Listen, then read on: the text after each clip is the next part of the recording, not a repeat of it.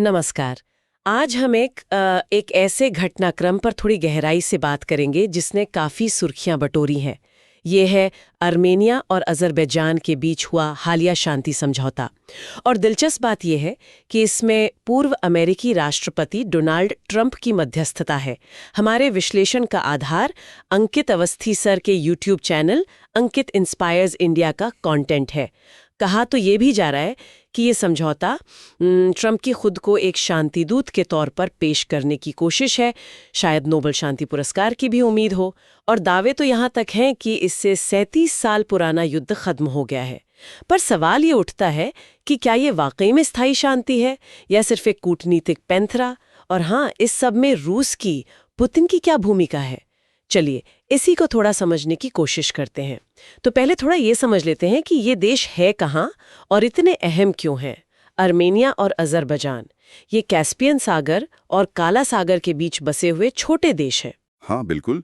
और ये जो लोकेशन है ना, ये रणनीतिक रूप से बहुत महत्वपूर्ण है, खासकर कैस्पियन सागर के तेल के लिए। अज़रबैजान के पास तेल है। अच्छा। और उसे दुनिया तक पहुंचाने के लिए काला सागर का रास्ता चाहिए। तो ये जमीन, ये ट्रांजिट रूट बन जाती है। बाकू का नाम तो सुना ही होगा, तेल के लिए मशहूर है। हाँ हाँ बिल्कुल। और यहाँ जो झगड़े की जड़ है वो है नागोर्नो काराबाख का इलाका। अब देखिए, नक्शे पर ये अज़रबैजान के अंदर है, मगर यहाँ ऐतिहासिक रूप से आर्मेनियाई मूल के लोग, मतलब ईसाई आबादी ज्यादा रही है, जबकि अज़रबैजान वो एक मुस्लिम बहुल देश है। और बात तब और उलझी जब ये दोनों सोवियत संघ का हिस्सा थे। 1991 में जब यूएसएसआर टूटा तो स्टालिन के समय की जो विवादित सीमाएं थी, उन्होंने आग में घी का काम किया। अच्छा, तो ये सीमा विवाद पुराना है। हाँ, बहुत पुराना। नागोर्नो काराबाख का मसला तो था ही, साथ में अज़रबैजान का एक और हिस्सा है, नक्शिवान। वो आर्मीनिया की वजह से बाकी अज़रबैजान से कट गया है। तो ये लगाई मतलब सुलग तो ये 1988 के आसपास से ही रही है। इसीलिए इसे 37 साल पुराना संघर्ष कहते हैं। ओके, तो हाल में क्या हुआ?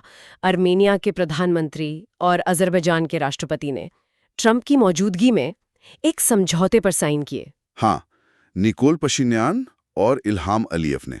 और इस समझौते की सबसे बड़ी बात क्या है? सबसे बड़ी बात, और शायद थोड़ी चौंकाने वाली भी, ये है कि आर्मीनिया के इलाके से होते हुए हाँ, आर्मीनिया के इलाके से होते हुए अज़रबैजान को उसके नक्शिवान वाले हिस्से से जोड़ने के लिए एक ट्रांजिट कॉरिडोर बनाने पर सहमति बनी है। अच्छा, और इस कॉरिडोर का नाम भी कुछ खास रखा गया है? हाँ, नाम पे गौर करना जरूरी है।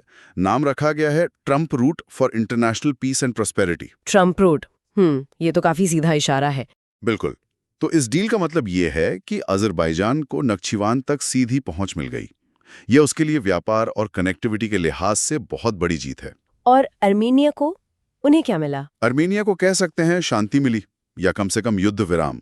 हालांकि ये शांति तब आई है जब 2023 में अज़रबैजान ने सैन्य कार्रवाई करके नागोर्नो काराबाख पर करीब-करीब पूरा कब्जा कर लिया था। मतलब आर्मेनिया पहले ही कमजोर स्थिति में था। हाँ बिल्कुल।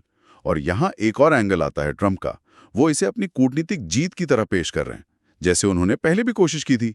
याद होगा, भारत पाकिस्तान मामले में मध्यस्थता की पेशकश की थी। हाँ, जिसे भारत ने साफ मना कर दिया था। सही।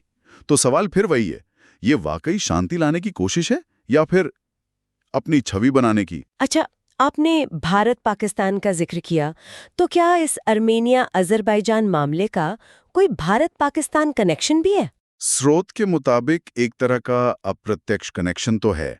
देखिए, पाकिस्तान पारंपरिक रूप से अज़रबैजान का साथ देता रहा है, मुस्लिम भाईचारा कह लीजिए।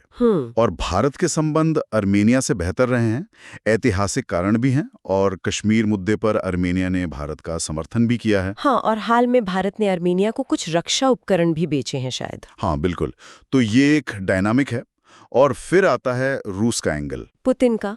हाँ, रूस का क्या रुख है सब पर? देखिए, पारंपरिक रूप से इस पूरे इलाके में रूस का दबदबा रहा है। पुतिन अक्सर आर्मेनिया के प्रति थोड़े नरम दिखते थे, पर संतुलन भी बनाते थे। लेकिन अभी क्या है कि रूस का पूरा ध्यान यूक्रेन पर लगा हुआ है। सही बात है। तो ऐसा लग रहा है कि अमेरिका ने, मतलब ट्रंप ने, इस खाली जगह को भरने की कोशिश की है।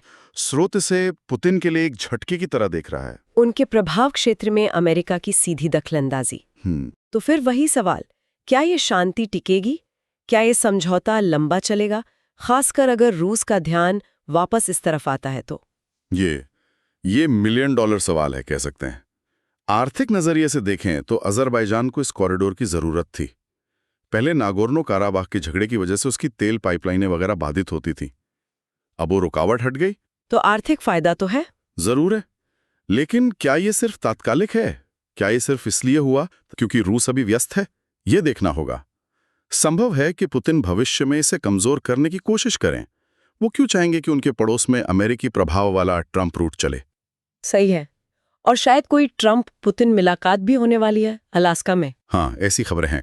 वो मुलाकात भी काफी अहम हो सकती है इस मामले में। तो कोई मिलाकर हमने देखा कि कैसे एक बहुत पुराने, बहुत जटिल संघर्ष को सुलझाने का दावा किया जा रहा है। इसमें एक पूर्व अमेरिकी राष्ट्रपति की भूमिका है, क्षेत्रीय ताकतों जैसे रूस का बदलता प्रभाव है और जाहिर है बड़े आर्थिक हित भी शामिल है। हाँ, अजरबैजान को साफ तौर पर एक रणनीतिक गलियारा मिला है। और अर्मेनिया को युद्ध विराम, भले ही उसने एक अहम इलाका खो दिया। बिल्कुल। और यहाँ एक सवाल सोचने के लिए रह जाता है, क्या ऐसे विवादित क्षेत्रों में किसी बाहरी ताकत के नाम पर शांति गलियारे बना देने से क्या वाकई वो गहरे ऐतिहासिक तनाव खत्म हो जाते हैं? अच्छा सवाल है। या ये सिर्फ भू राजनीतिक शतरंज की बिसात पर कुछ मोहरों का इधर उधर होना है? कहीं ऐसा तो नहीं कि ये भविष्य में बड़ी ताकतों के बीच टकराव का एक नया मंच तैयार कर दे? और जब मध्यस्थ का ध्यान हटता है या सत्ता बदलती है, तब इन समझौतों का क्या होता है? ये सवाल तो बना ही है।